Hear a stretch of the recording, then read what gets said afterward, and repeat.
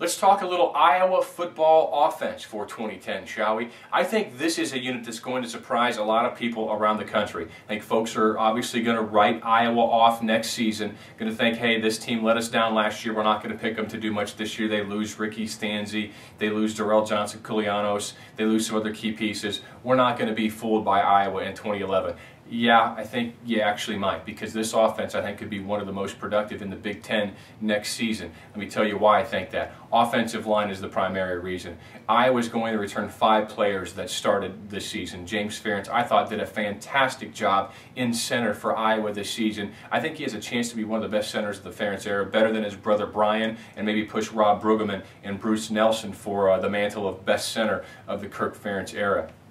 I think you look to his left and you look to his right next year. The starting guards, at least on paper right now, Nolan McMillan and Adam Geddes, players that both started, players that both got hurt against Michigan State this year in Game 8, and Iowa's offense did a big nosedive after they went out of the lineup. Your tackles are set as well. You got Marcus Zusevics on the right side. You got Riley Reif on the left side. And then I think you have some good depth in the background. You have Connor Buffelli, Brandon Scherf, several of the names that aren't really household names at this point in time. Andrew Donnell, players that Iowa has recruited well through the years, going to get a chance next year. This could be one of the deepest Iowa offensive lines we've seen in a decade or more, maybe since going back to the 2002 line. I'm not saying it's going to, the production from the starting 5 are going to be anywhere near that, but this is going to be a very good group of offensive linemen.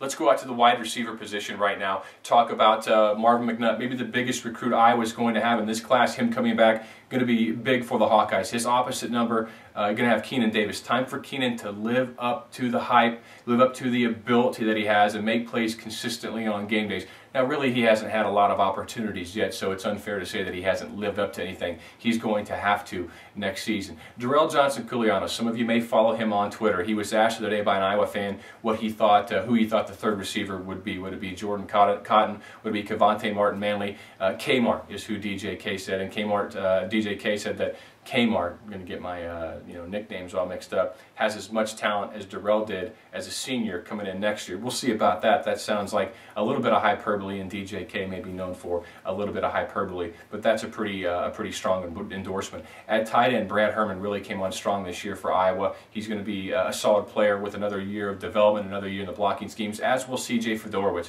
who has all the ball skills in the world. The guy blocks out the sun when you stand by him. Got better as a blocker as the season went on, and that's what kept him off the field, is blocking. He's basically spent a full season in the trenches. He's going to spend a training camp in April in the trenches and another training camp in October in the trenches.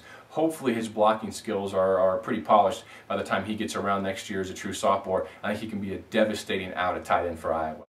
Let's look in the backfield now. James Vandenberg, I think it's his job to lose, with all due respect to John Winkie. Unless Winkie just comes on, makes plays, and beats him out, then that's great. Because what we saw at James Vandenberg in limited exposure in 2009, when he came in and played excellent against Ohio State, that was a great sign for the future. Obviously against Minnesota, Iowa won that game 12-0. Minnesota blitz. That's the most blitzes Iowa's seen in a game maybe in the last 3, 4, 5 years. They knew that was their only chance, come in and blitz a kid who hadn't seen a lot of it. I think Vandenberg has a higher upside than Rick Stanzi physically. When you look at his tool set with the kind of throws he can make, you could see it in the Ohio State game, the first half. I leaned over and told my dad, I'm like, this kid has more talent than Rick Stanzi. Is he the kind of leader that Rick Stanzi is? That remains to be seen. And in the backfield for Iowa, you got Coker pace. Marcus Coker, there 600 yards and change this year as a true freshman. He gained over 404 games. He's fourth all-time, the fourth all-time best freshman rushing record. He played in 7. The players ahead of him, Liddell Betts, Adam Robinson, and Brandon Wager, they all played in at least 11 games. Marcus Coker is a player that can get to the hole 1/10 of a second faster than Adam Robinson, and that would have been big all season for Iowa. So Coker gives Iowa a really good look. I think you're going to see some freshmen play next year for Iowa. You're going to see maybe Rodney Coe comes in and plays. Maybe Mikai Ale McCall comes in and gets some snaps. And don't forget about DeAndre Johnson, a player on staff, already on campus, who redshirted this year. He recovered from an ACL injury he suffered at the beginning of his high school senior season, so that would have been 2 years ago. He's going to give Iowa some good looks there. And Brad Rogers, hopefully his cardio situation is okay. I think he's going to be good at fullback for the Hawkeyes. Gave him a good look against Michigan. That wraps it up for offense. We'll come back in a few days, talk more specifically about the defense.